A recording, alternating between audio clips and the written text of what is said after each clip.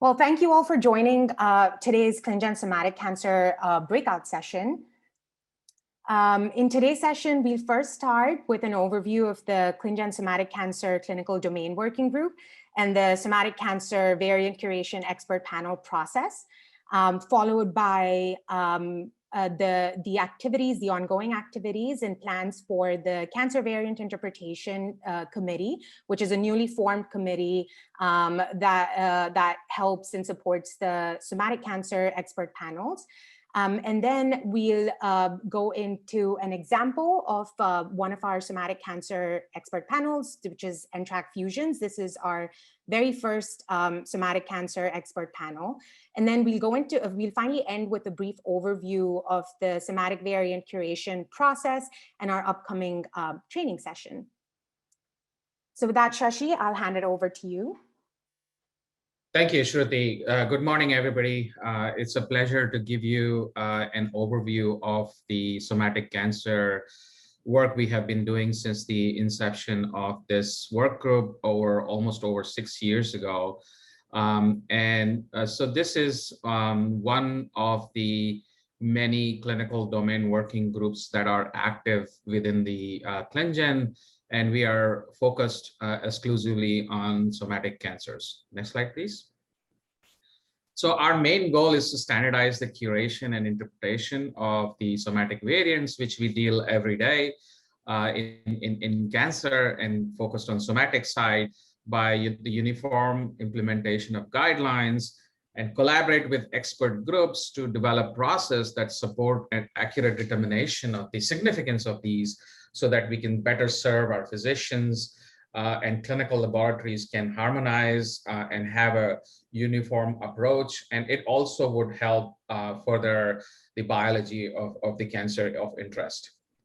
And we also want to enhance the usability and dissemination and implementation of these somatic changes in the ClinGen resource, and build the knowledge base, which is consensus driven and includes the latest guidelines and evidence-based process.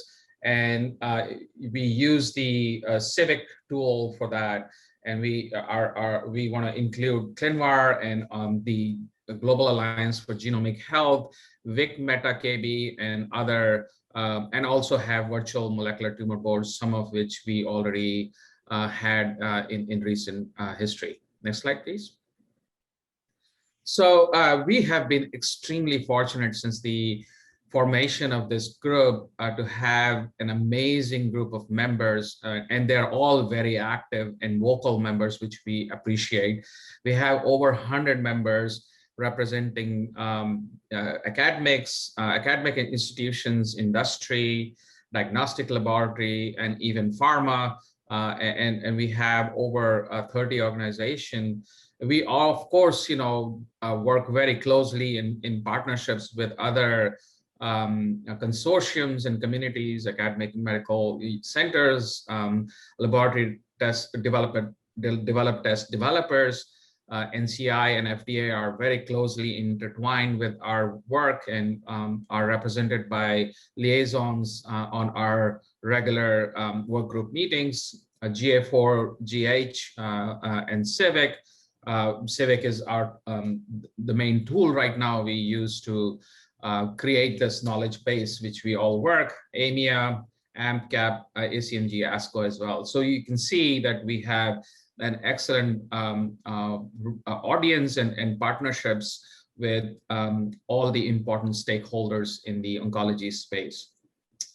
And because of the expertise we have available in our group, we have created several disease task force and also somatic cancer variant curation expert panels, VCEP in short. So we have 3 categories in the disease task force: pediatric cancers, hematological cancers, and GU cancers. And within those, we have VCEPs for NTRK fusions. And I'm happy to announce, for those who don't know, that we have done a lot of work in here, and we will have Dr. Gordana Raca present the progress thus far. And we have this VCEP approved through the ClinGen Steering Committee. There is the FLT3 VCEP, which is currently forming. And then there is also the FGFR genes, which is also approved by our ClinGen steering committee. Next slide, please. This is the leadership. I co-chair, and we were the founders of this somatic cancer clinical domain working group, myself and Dr. Subha Madhavan from Georgetown University. We have excellent support from Shruti, and we have all these task leaders, Gordana, Angshumoy, Zinye, Rashmi, Ian King, Shamini, Obi and Malachi Griffith, and Alex Wagner. And without all these important stakeholders, and also all the members who are active on the monthly calls and VCEP task force calls, we would not be able to do what we have been able to do. Just a little footnote here, Dr. Subha Madhavan has accepted a position in industry, and she'll be moving on. So we will be looking at changing some of these leaderships in coming future. So stay tuned. Next slide, please. This is our first paper, which was published in 2016, where we mapped the minimum variant level data requirements, which would be useful for us. And I'm not going to go over all this figure. This is published, so I would refer you to this paper. And you can see here, we went through carefully cataloging different elements, data elements, which would be important to catalog, so that it becomes an important resource for all of us who work in the oncology space, whether it's laboratory focused or clinical focused. And we mapped this to the AMP ASCO CAP guidelines, which was published in 2017, and I had the fortune of working in this work group as well. So next slide, please. And we have already talked about these different 4 tiers, which was an amazing work and a very nice collaboration between AMP, ASCO, and CAP, and ACMG as well, where we had come up with these tiers, which was the first ever attempt to categorize these variants so that we all can harmonize and speak the same language. And of course, this has been out for 4 years, and it's been under revision, and AMP is taking lead on that. So stay tuned for further revisions and updates on those. Next slide, please. So as I mentioned, we have an amazing group of members who are dedicated to different disease task forces, pediatric, heme, and GU, and we have all these co-leads, Angshumoy Gordana leading the pediatric cancer, Rashmi and Jenier leading the heme cancers, and Shamini and Ian leading the GU cancers. As you can see here, the work of these task force has been amazing, and you will hear from Dr. Gordana about the progress for pediatric cancer, so I'm not going to spend time here.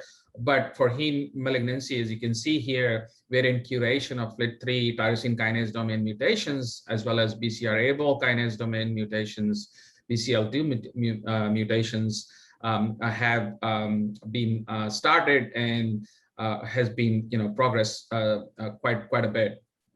And for GU cancers, as I mentioned before, FGFR is the main focus. So overall, in summary, we have the most amazing task forces, and we have an amazing progress ongoing. Of course, there's a lot of work to be done, but this is a very good progress. Next slide, please. And this is a busy slide, but it sort of illustrates the different steps which a VCEP has to go through to get their VCEP approved. And step 1 is to define the goal and the scope. Step 2 is define the variant classification rules. And then step 3 is to look at the pilot rules which would be used. And as you can see here, and then final step is implementation. So there are multiple steps, and it's a well-governed process so that we are sure that we have enough consensus and it's evidence-driven, and it's really useful for the community. Next slide, please. I will hand over to Dr. Deb Ritter, who's going to talk about the ClinGen Somatic CVI group activities. Thank you. Great, thanks. And Shruti, can I go ahead and just screen share on my own so that I can just run the slides? Sure, I just stopped sharing my screen. Sure, okay. All right, let's go up here. Okay, can everyone see that? Yes, we can see it. Great, all right. So I want to talk about the ClinGen Somatic CVI, the Cancer Variant Interpretation Committee. You want to start presentator mode? I actually can't because I have two screens and it kind of messes up on that. But if this is okay and large enough for people to see, we can go ahead like this. Just fine. Great, okay. So the Somatic CVI was approved by the ClinGen Steering Committee, and it will work closely with the Somatic Cancer Variant Curation Expert Panels. So I put here this little bubble here in that, you know, we're thinking of the SVI and modeled after the Sequence Variant Interpretation Group working group, which is on the germline side. And we will also work very closely with the new SC VCEP, so NTRK fusions, which is now in step 2, and the FGFR VCEP, which was recently step 1 approved, and then other forming VCEPs as well. And then as well stay in communication with the larger somatic working group, which is the clinical domain. So this is a list of our membership. We started our meetings in, first meeting was October 2020, first meeting was November 2020, and then we had introductory meetings a little bit before that. And we've established recurrent meetings on the first Thursdays of the month. So some of the aims of what we would like to cover here are really to explore these generalizable elements within the AMP ASCO CAP guidelines, to provide guidance where any further criteria is needed, to use some semi-quantitative approaches to variant interpretation, really to tackle broad problems. An example could be reviewing missense predictors for activating variants, work closely with the initial somatic cancer VCEPs, and similar to the SVI on the germline side, to give input and to approve the cancer or gene-specific guidance of the SC VCEPs. So here, just as a timeline, we have worked with Dmitry Sonkin and the oncogenicity SOP. We have a work going on with fusion oncogenicity specifications and a data structure for that with Alex Wagner. We have the NTRK fusions VCEP, and they did present their kind of a draft of their step 2 to the CVI. And then we have given feedback to that, and they are, I think, working on a second round of that and then moving into their pilot phase. We have the FGFR VCEP, which has just had recent step 1 approval. And again, we have the somatic CVI with the monthly meetings going on, as well as here, the somatic working group with the FDA pre-submission inquiry, and working towards FDA recognition as well for the somatic cancer expert panel process. So with the oncogenicity of fusions, this is work along with Dmitry Sonkin. We have looked at interpretation, oncogenicity interpretation for variants. So this would be non-fusion, non-SV. We've also been working with oncogenicity of fusions. And again, this is really some work as well and building a structure for fusions with Alex Wagner. And then working with AMP, ASCO, and CAP to ensure continuity between all of the organizations involved. So again, this was the AMP, ASCO, CAP article for the guidelines on interpretation of sequence variants in cancer, and the tiers that were kind of the main part of that article. So what I want to go into here is just a little bit of what kind of specifications are needed. So in a similar way to the germline, ACMG guidance, there, it came out, and in the use of the guidance, you realize additional questions and additional development. So I would say here, included in professional guidelines, define which professional guidelines make sense for the type of cancer you're interpreting, or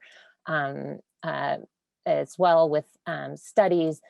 There's been a lot of questions about how many studies, and really what does expert consensus include, and what does that mean? So defining that further.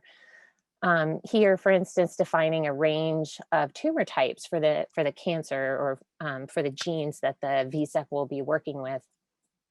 And then, here, looking at functional questions, what types of functional assays can be used as well. We also have some questions, especially about defining benign criteria, what constitutes benign criteria in this guidance, and as well defining prevalence in the population. So especially when you're working with very rare cancers. So the progress so far is that we have approved a manuscript concept sheet, and that is on the oncogenicity SOP with Dmitry Sankin. So this, we envision, will really create a foundation for additional specifications and recommendations that the CVI will work on. And then we have provided a first round of feedback for the somatic VCEP NTRK fusions.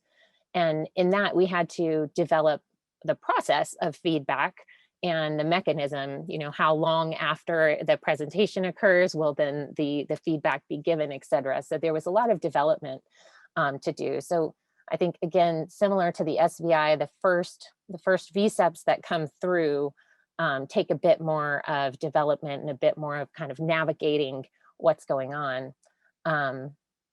And then our next steps here, I think, will be focusing on looking at functional guidance for somatic variants. And, I wanted to take a minute here as well, like when we talk about rounds of feedback. So, I know Gordana will talk about the NTRK fusions after this, but if we can, I just wanted to go here to, show what is the feedback like. So in the SVI side, the feedback we receive is a document, and it has specific questions. It's very much like getting, a review of a manuscript back.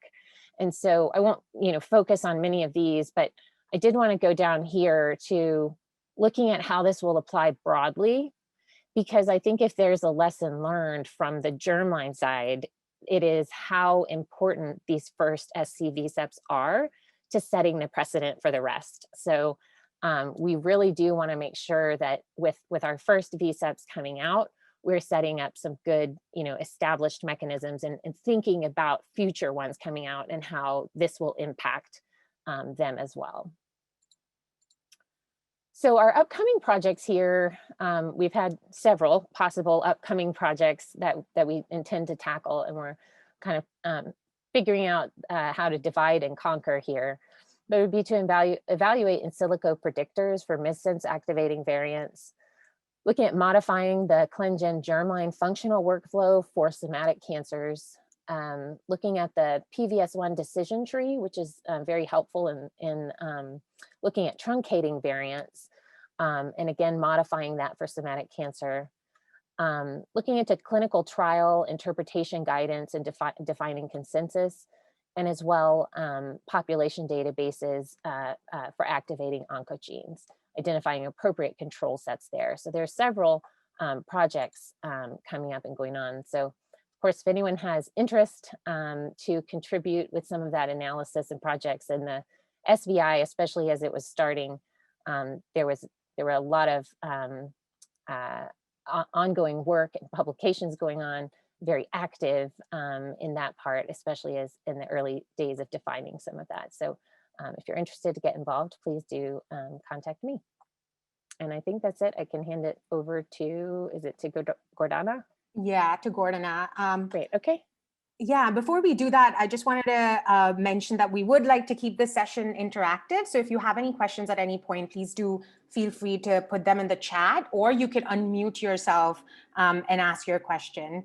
So before we move on to the next set of the presentations, does anyone have any questions for Shashi or for Deb about the Somatic Cancer Working Group or about the CVI's activities?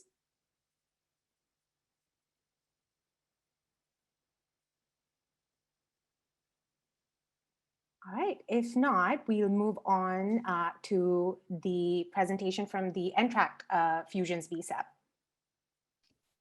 Well, thank you very much, Shruti. Good morning, everyone. Thank you for joining us. It is my great pleasure to present on behalf of the NTRK Fusions Somatic Cancer Variant Curation Expert Panel. I'm Gordana from Children's Hospital Los Angeles. I'm co-chairing this VCEP together with Anshumoy Roy from Baylor College of Medicine. And as you've heard, this is our first VCEP on the somatic side. So we are really excited about the progress that has been made so far within this VCEP, not only because NTRK fusions are very important markers in cancer, and we think that expert curation will be very useful to our community in this area, but also because this VCEP is setting up the path for or modifying VCEP process on the somatic side.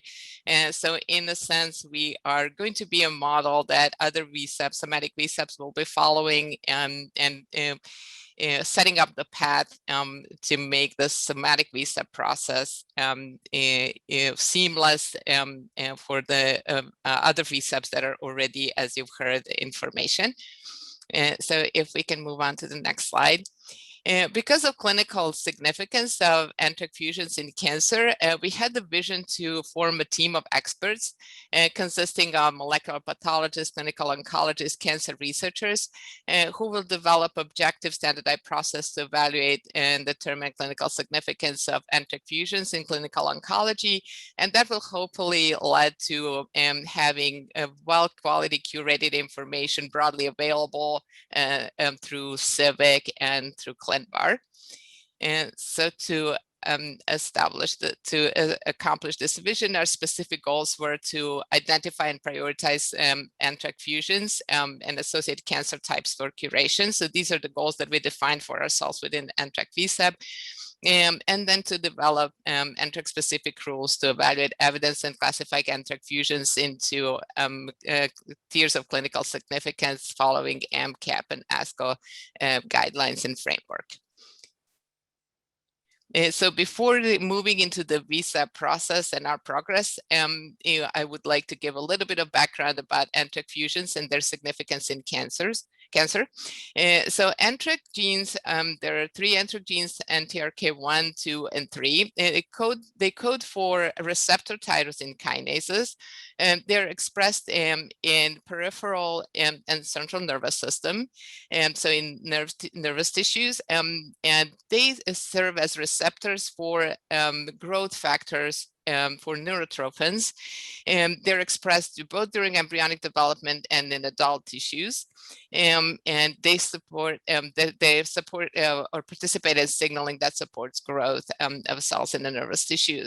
So similarly to other receptor tyrosine kinases, as you can see on the left portion, on the figure on the left side of the slide, they have extracellular domain, which is ligand binding domain, and then intercellular tyrosine kinase domain. So upon ligand binding to the extracellular domain, you have dimerization, autophosphorylation, and activation of the kinase domain, and downstream signaling through MAP kinase pathway, PRT kinase pathway, and other pathways.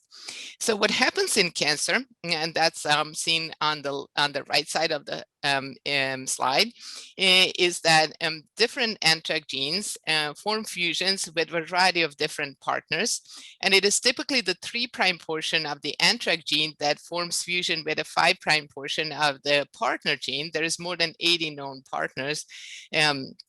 creating fusions with NTRK genes. And these partner genes provide dimerization domains or other domains that lead to a constitutive activation of the kinase domain that's contributed by NTRK gene. So these NTRK fusions result in expression of oncoproteins, which are constitutive kinases, and lead to ligand-dependent kinase signaling and uncontrolled cell proliferation. So they're quite important oncogenic drivers in a variety of tumor types. And if we go to the next slide. And this slide is showing a prevalence of NTRK fusions in different cancers. Overall, NTRK fusions are rare. If you look at their overall prevalence, they're seen in less than 1% of tumors.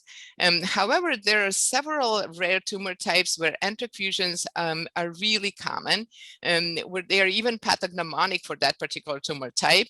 And that includes infantile fibrosarcomas, secretory breast carcinomas. And then there is a set of tumors where NTRK fusions occur with intermediate prevalence, including some high-grade gliomas, childhood papillary thyroid cancers. And then finally, in those very common tumor types that we see, especially in adult population, like colorectal cancer or lung cancer, or certain hematologic malignancies, NTRK fusions occur, but with relatively rare frequency. So it's not really their overall prevalence that drives their clinical significance, but it's really the opportunity to target them with very effective drugs. So if we forward the slide, there are very effective tyrosine kinase inhibitors that have been developed and FDA approved for tumors that express NTRK fusions. And in multiple clinical trials, it has been shown that these drugs are amazingly effective for tumors that are driven by NTRK fusions. And so then this really the opportunity to target them is what drives clinical significance for NTRK fusions, that there is a FDA approved therapy for which they are predictive markers. And so on the next slide. So now we are going back to the VCEP process, and I wanted to describe our progress within NTRK fusion VCEP to date. As you know, the step one in the VCEP process is to identify leadership and members, and we will show on the next slide where our current members. We have passed this step. We have our VCEP established. And we also in the first step defined our scope of work. So I've already mentioned what our goals are. In terms of the scope, we want to do curation of NTRK fusions in all tumor types where they occur. And that includes those very high incidence tumor types where NTRK fusions occur in 80 to 90% of the cases of those tumors. And they're listed here: secretory breast carcinoma, mammary analog secretory carcinoma, infantile fibrosarcoma, and others. And also the tumors with intermediate incidence of NTRK fusions and then low incidence. And we also decided that it will be within the scope of our VCEP to curate resistance mutations in NTRK genes. And so by now, multiple resistance mutations have already been described, and they're very important in selection of specific target kinase inhibitors. So we really thought it was important to include that into the scope of this VCEP. And these are members of the NTRK VCEP. As you can see, we have representation from different institutions, and we also have experts with different backgrounds. Some of our members are oncologists who are involved in treating patients with tumors driven by NTRK fusions. They also participated or were even leading the trials that demonstrated efficacy of NTRK inhibitors.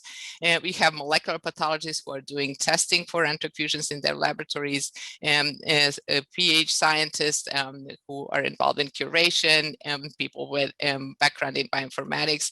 And so we have a good representation of a variety of expertise. And then, as mentioned earlier, we are currently in the step 2 of the VCEP process. And as you know, this is a step where we're working on developing disease-specific rules for curation of our variants of interest of NTRK fusions. Although these rules have not been formally approved yet, we are in the process of addressing feedback that we received about these rules from CBI. We are in well advanced stage to where I can probably give you a little bit of an overview of the rules for NTRK fusion curations that we have defined so far. So we have, if we go back to the previous slide, just one more thing that I want to mention on this slide is that we have divided this variant evaluation process for NTRK fusions into 2 steps. In the first step, we evaluate oncogenicity of fusions. So what is the evidence that we have that the particular fusion is functional and oncogenic? And then in the next step, for those fusions that are evaluated as being functional, being oncogenic, we are then using AMP, ASCO, and CAP guidelines that we adopted for NTRK fusions to determine the level of their clinical significance, their tier of clinical significance. So I will first describe our evidence types for evaluating oncogenicity of NTRK fusions. And so this is what's shown on this slide. So we divided evidence of oncogenicity into 3 types of evidence.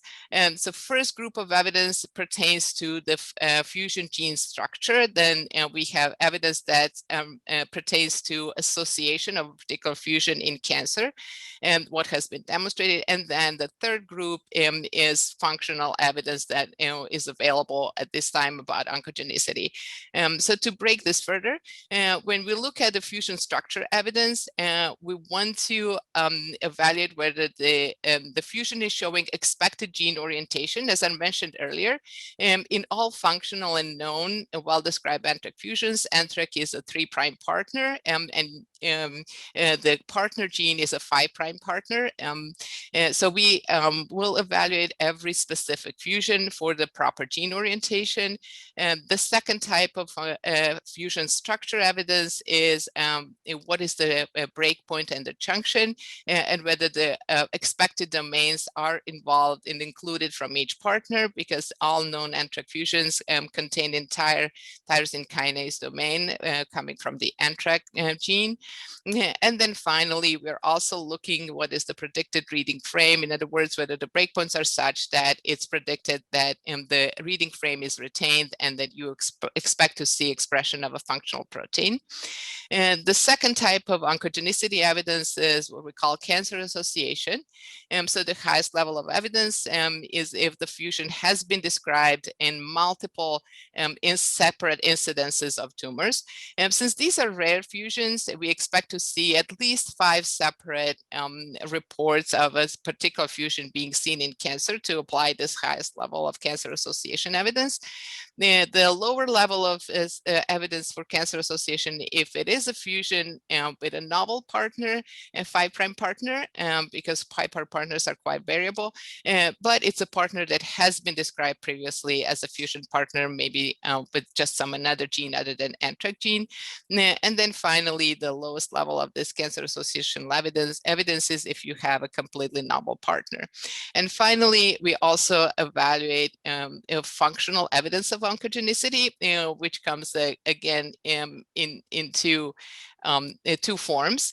One type of functional evidence are in vitro and in vivo experiments in cell culture or in model organisms showing oncogenic potential of a fusion, or there is supporting evidence that you can get from manifesting overexpression and ectopic expression of a fusion, either through RNA-seq experiments or immunohistochemistry.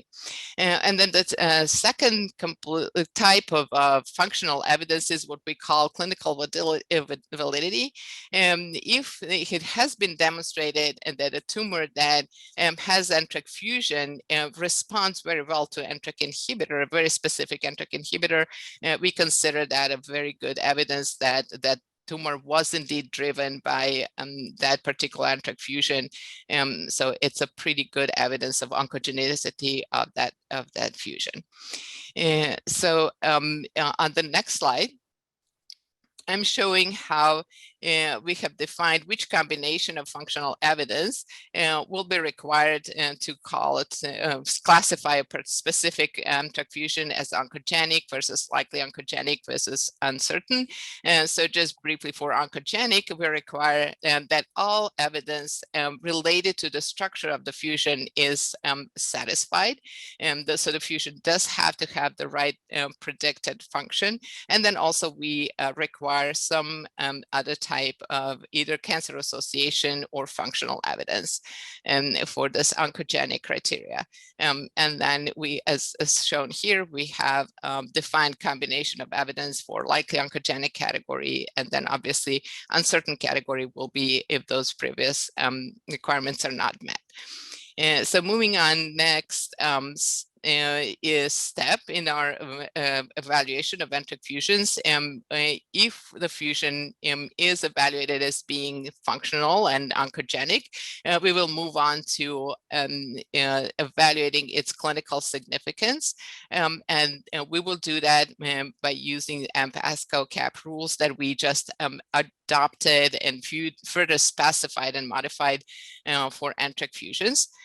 So on the next slide, we are showing briefly how we are doing further specification of these ASCO cap rules for NTRK fusions.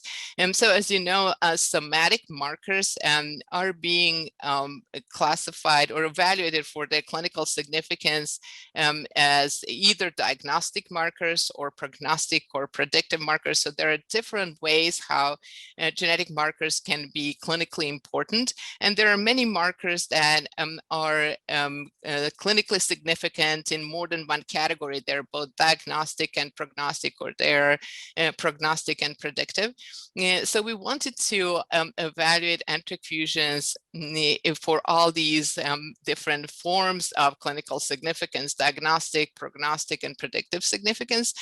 So this is our description of how we are applying rules for evaluating NTRK fusions as diagnostic markers. So the highest level of evidence for diagnostic significance is if a specific biomarker is included in either a WHO classification or professional guidelines as a diagnostic for a specific type of tumor. So for NTRK fusions, their diagnostic significance is very tumor specific. The VCEP felt that for certain tumor types, NTRK fusions do meet this level A diagnostic evidence, and because there are tumor types that NTRK fusions are so pathognomonic that they are actually diagnostic for that tumor type, and this would include tumors like infantile fibrosarcoma, NTRK rearranged spindle cell neoplasm, salivary gland secretory carcinoma. I have a hard time with that word. And so then for some other tumor types, NTRK fusions meet level B evidence as being diagnostic markers, because in these tumor types, they are frequent enough that they can support diagnosis of that tumor in the context of right morphology, but they're not necessarily by themselves diagnostic. So this includes inflammatory fibroblastic tumors, schizoid melanomas. And then for other tumor types, NTRK fusions really do not have high significance in diagnostic marker because they occur very, very infrequently. And in all other, on most other tumor types where they have been described, they are actually quite rare. And so then if we move on. In terms of evaluation of NTRK fusions as a predictive biomarker, this is where these fusions have the highest clinical significance, and because as mentioned earlier, they predict sensitivity to FDA-approved therapies, and that's the highest level A evidence for clinical significance as a predictive marker. If there is FDA-approved therapy for a specific tumor type, that really puts you in a high tier as a predictive marker, or if it's if there is inclusion into professional guidelines for treatment decisions. And so NTRK fusions do meet this level of evidence, because there are FDA-approved drugs now that have approval for all solid tumors that are positive for NTRK fusions, and that is regardless of a tumor histology, and that's also for both adult and pediatric patients. The only requirement is that there is no resistance mutation. So we felt that NTRK fusions meet highest level A of evidence for tier 1 classification as predictive markers. And then moving on. In terms of their role as a prognostic marker, the expert panel felt that at this point there is no evidence that they have prognostic significance in any tumor type. So this type of evidence does not really apply to NTRK fusions. As part of the development of these curation rules, we have also piloted them on a couple of example fusions. So what Shruti is showing now is the example how some of the fusions we have already curated in CIVIC.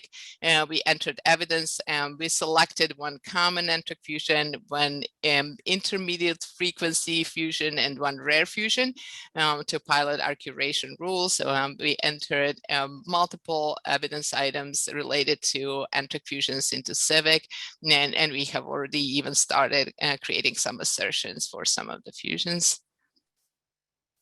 And then finally, the slide summarizes where we are in our NTRK VCEP process and what are other activities and projects within this VCEP.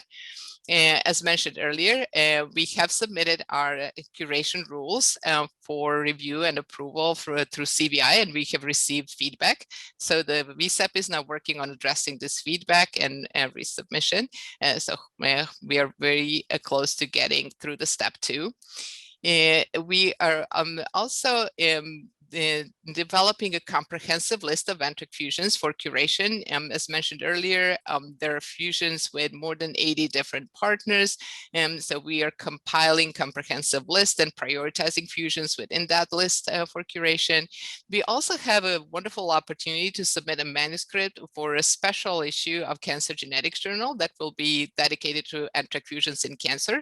And so our manuscript will probably focus on describing NTRK VCEP itself and also describing challenges related to curation of NTRK fusions. And then finally, we also decided to do overview of NTRK fusion representation in different fusion databases. We think that compiling that will be a very valuable resource. And also through that, we will work with other projects that are dedicated to harmonization of fusion representation in different resources, in different databases. So as you can see, we are very busy and have made a significant progress within this first somatic VCEP dedicated to NTRK fusions. So with that, I will pass it back to Shruti. Great, thank you, Gordana. I did see something come up in the chat. I'm not sure if this is okay, so there's a question. Can these fusion guidelines be generalized and used alongside with the oncogenicity codes that Dimitri's recent manuscripts developed? We really believe so. We certainly hope so. And that many of the evidence items and the whole process of evaluating fusions is generalizable, and something that we are hoping might be, we can work on that with CVI to maybe develop what we are now working on for NTRK fusions, to develop into more generalized guidelines for fusions, because having that as a document can be very useful resource for future VCEPs. There are so many oncogenic fusions in cancer that I can envision having additional VCEPs that will be fusion focused and oriented, and having generalized approach will really streamline this whole process for future fusion focused VCEPs. Yeah, I want to particularly thank you, Gordana and Anshumoy, for leading this important work. As you said, this is applicable for so many other fusions in future, and we will continue to iterate and modify for specific fusions. And a good work for the whole group. You know, the task force has been amazing. Thank you. Great. Are there any other questions for Gordana about the NTRK-SC VCEP's work? Or any comments? This is Deb. I just have a quick one. So are there any, are there any cancers, or will you make kind of an exclusions list, or would that be just too broad? So, I mean, you have ones where the cancers, specific cancers apply for NTRK fusions, but would there be any kind of a list where you would say, we definitely know it doesn't? These are never seen in this cancer type and you can't use it here. So what's very interesting for NTRK fusions is that so far evidence suggests that that they are they predict response to NTRK inhibitors completely regardless of a tumor histology. There has been amazing response in almost all solid tumor types where these have been tested, and there are some anecdotal evidence for efficacy of NTRK inhibitors in hematologic malignancies, and the more we test, the more we discover these fusions in different tumor types. So I think this is a good example of a fusion that might be important predictive marker regardless of a tumor type. So at this point, we do not really foresee having any exclusion for any tumor type. I think that we will consider them as a predictive marker regardless of histology. Great, thank you. So you. is it because the frequency in rare tumors is so low, and also because there is an intervention which can be done? Are these two factors which are driving your answer? Yes, it's this opportunity for intervention that really drives it, that you do not want to eliminate that option to try specific intervention in any tumor type.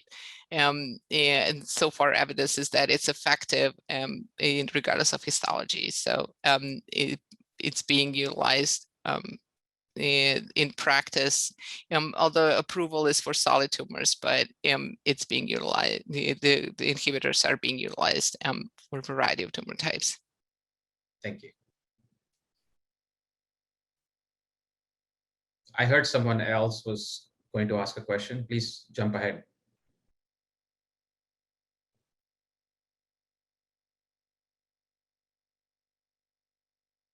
Right, maybe not. So I guess while folks are still thinking about their questions, we move into the last part of today's presentation, which is on the somatic cancer variant curation. And so as Shashi and Gordana mentioned, the ClinGen Somatic Cancer Clinical Domain Working Group uses CIVIC as its data curation platform. CIVIC stands for Clinical Interpretation of Variants in Cancer, and you can easily access CIVIC by going to civicdb.org and sign up either using your Google account, your ORC ID, or your GitHub account. It's freely available for everyone, so anyone can sign into CIVIC and look at all of the curations. Actually, you can look at all of the curations even without signing into CIVIC.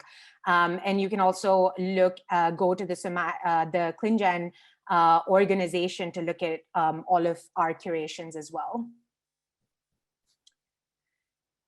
So the Somatic Cancer CDWG has multiple task forces, and a sub-org has been created for each one of our task force within CIVIC. So here you can see the Pediatric Cancer Task Force, the Heme Task Force, PH-like BALL, genitourinary cancers, as well as the NTRK-SC VCEP. So to date, we have collectively submitted 540 evidence items that are associated with approximately 150 variants in prioritized genes into CIVIC, and created 20 somatic variant assertions using the AMP ASCO CAP guidelines. And in the next couple of slides, I will briefly describe evidence items and variant assertions for those of you that are not familiar with CIVIC and with the somatic cancer curation activities. 72 suggested sources have been added to CIVIC for curation. And this is basically different members of our task forces, when they come across a paper that they think would be good to curate in CIVIC within their disease task forces, they would basically add that paper to the source suggestion queue within CIVIC. They can come back to it at a later point, or any of our other curators can go ahead and curate that paper from the source suggestion queue. And we have approximately 93 ClinGen Somatic CDWG members who have curator accounts in CIVIC. So Shashi had mentioned the MVLD, which is the minimum variant level data framework that we had established in 2016. And we've closely worked with CIVIC to map all of the MVLD data elements into CIVIC's data framework. So our allele descriptive and allele interpretive fields have been mapped to CIVIC's variant fields. Some of the allele interpretive fields, as well as the somatic interpretive fields, have been mapped to CIVIC's evidence items, as well as assertions. And CIVIC follows a crowdsourced and expert moderated process for their curation. So the first step here is a curator within the ClinGen Somatic Cancer Working Group would first submit an evidence item from a particular PubMed article into CIVIC. And upon submission, this evidence item is basically in the submitted state. So that's the orange state. And then, or which is indicated by orange color. And then their ClinGen Somatic and CIVIC trained editor will go ahead and review this submitted evidence item. If everything looks okay and is in compliance with the processes that we've collectively developed, then the evidence item goes into the accepted state, which is indicated by green. But if it does not comply, or there's any issues with any particular curation, then it is rejected, and that's indicated by red color. So this can be seen in CIVIC. I'll show you an example of how this looks, and you can do this by going into civicdb.org, clicking on the community tabs. And what I'm showing here is the PH-like BALL curation group, which was recently established within the Somatic Cancer Working Group. And so when you go to this organization or the sub-organization page, you'll see a list of all of our curators that are part of this group. And then the organization statistics. So 9 evidence items have been submitted by the PH-like BLL group so far. And here in the submitted evidence items is where you'll see these different colors that I had mentioned in the previous slide.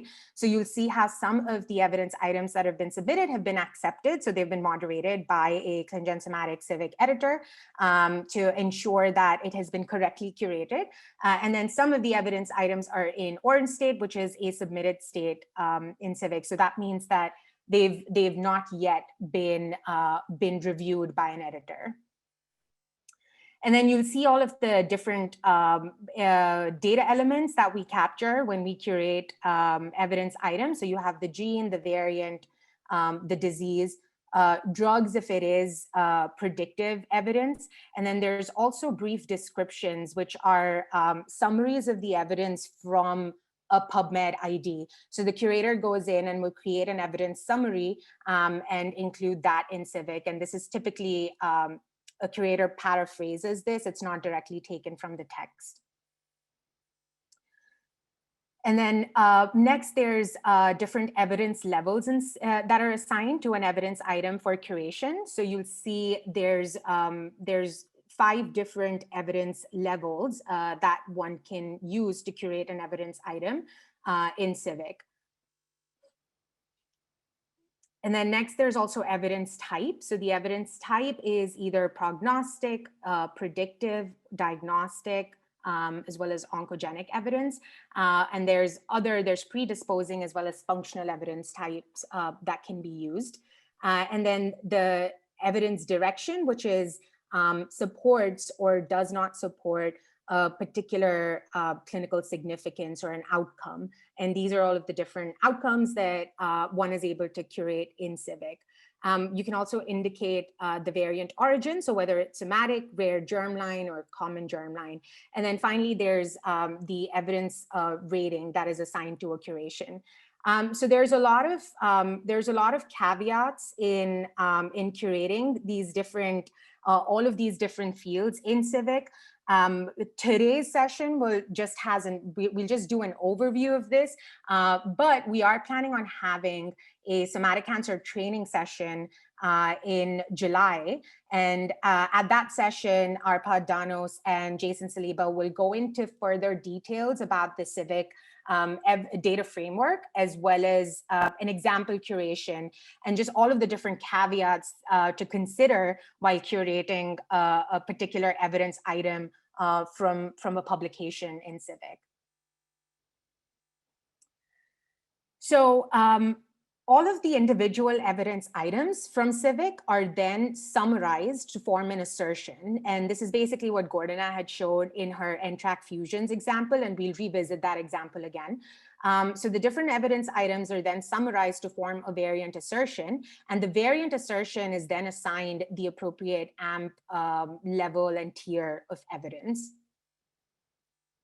So going back to the NTRK assertion example, you can find this example in CIVIC, where you have the gene NTRK1 variant type fusion. There's a brief summary of this assertion and a description.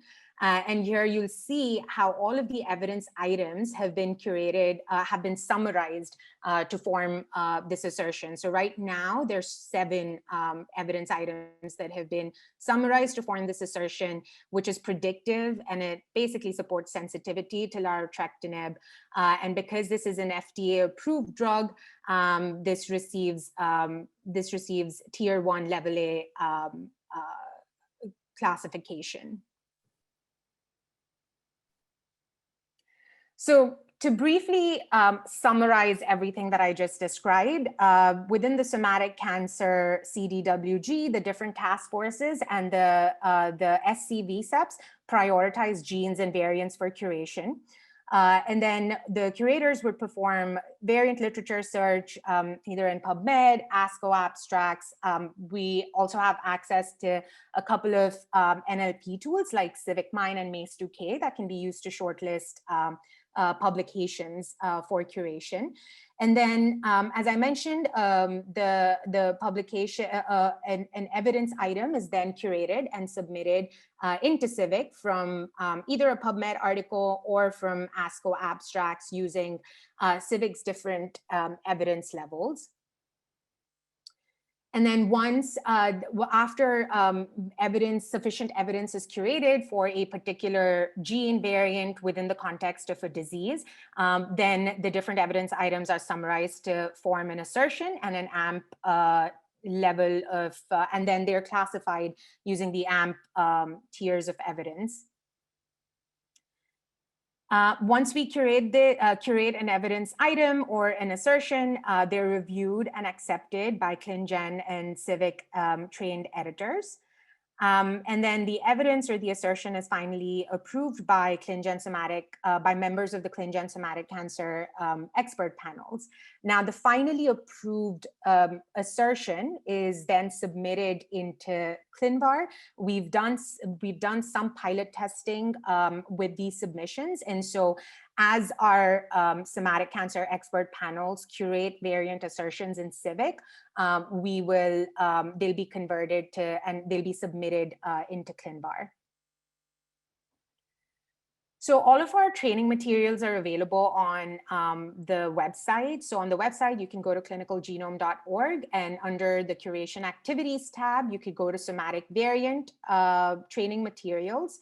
And here, by clicking on training materials there, you would see a list of all of the CIVIC video tutorials, as well as the publication for the minimum variant level data and the CIVIC knowledge model and standard operating procedure. You can also get to CIVIC's interface through this website by just clicking on the sign in and sign up button. If you're interested in joining somatic cancer curation activities, please do let me know, or you could visit our the ClinGen Community Curation Working Group's webpage and complete our volunteer survey form. And I'll put a link to this form in the chat right after I'm done presenting the slides. You can also email me if you have any questions about the upcoming training sessions, or if you're interested in joining our curation activities. Like I said, I'll contact folks who are interested in participating in our curation activities in sometime next week, and we'll schedule a training session in July. And in the training session, we'll have a more in-depth overview of CIVIC's data model and how we curate an evidence item in CIVIC. All right, so I will stop here to see if there's any questions before we end. Let's see, so I see a question here which says, are the oncogenicity codes mentioned above available on the website? Let's see, I do see folks from the CIVIC team, as well as Dimitri. If you're here and if you could comment on the oncogenicity codes, that would be great. Yes, so in relationship to the upcoming SIP for the oncogenicity, they are available. I'm going to try quickly find the link. Dimitri, I can put it in the chat. I'm getting the link, and you can just talk a little bit more about them. Would be great. Thank you. Yes. So as was mentioned before, there is a large group of people who represent different organizations, including the ClinGen, including JH4J, CJC, which have been working on the somatic oncogenicity SIP for a few years. And as Deb just put in the chat, is the link on the latest draft. We are hoping to finalize the manuscript describing this SIP during next month, and shortly after that, submitted for publication. Great, thank you, Dimitri. Courtney has kindly put the volunteer survey link in the chat box. So for those who are interested in joining our curation efforts, you can go to the survey link, and Courtney's also provided instructions. So if you're interested in participating in the somatic cancer group, you would basically choose comprehensive curation and somatic as the two options in the survey, and hit submit. And once you submit, I will get in touch with you and keep you posted about the upcoming somatic cancer curation sessions. Right, are there any other questions or comments? Yeah, feel free to unmute you and ask directly. Yeah, I just wanted to make a quick comment. This is Lana from CIVIC. In regards to the oncogenicity codes and their incorporation into CIVIC, right now, since they're not finished with publication, oncogenicity codes are incorporated into comments on CIVIC evidence items, but once the publication is finalized, then they'll be incorporated into CIVIC in a more formal way. Great. Similar to how we currently incorporate like ACMG codes into predisposing evidence. Great, thank you, Lana. Lana, and you have a rapid fire presentation later today, right? With more details about the CIVIC platform? Yep, that's correct. I have a rapid fire talk in group 5 today, this afternoon. Great, so if you're interested in learning more, please do check out Lana's presentation as well. Okay, so if there are no other questions, I'm just gonna quickly share my last slide. All right, so it looks like we are gonna have a break before the main session, which is at 1:20 p.m. Eastern time. So we'll end the session, there'll be a break, and then please come back and join us for the main session, which starts at 1:20. And at 1:20, there'll be a panel on best practices for gene curation expert panels and variant curation expert panels, and then followed by the second panel, which is contributor perspectives. So these should be really interesting presentations. And let's see, there's links to the retreat agenda in the slide, so that's where you can find the Zoom or the Zoom information for those sessions as well. All right, thank you, everyone. Thank you for joining today's presentation. Thank you very much. Thanks a lot, everyone. Enjoy the rest of the meeting. Bye. Bye.